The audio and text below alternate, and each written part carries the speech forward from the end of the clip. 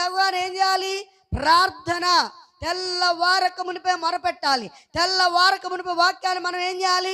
ధ్యానం చేయాలి. సమస్యలతో సతమతం అవుతారు కానీ కొంతమంది, ఆ సమస్య ఉంది, ఈ సమస్య ఉంది, ఎప్పుడు ఏడవటే, బాధలు, కష్టాలు, కన్నీరు.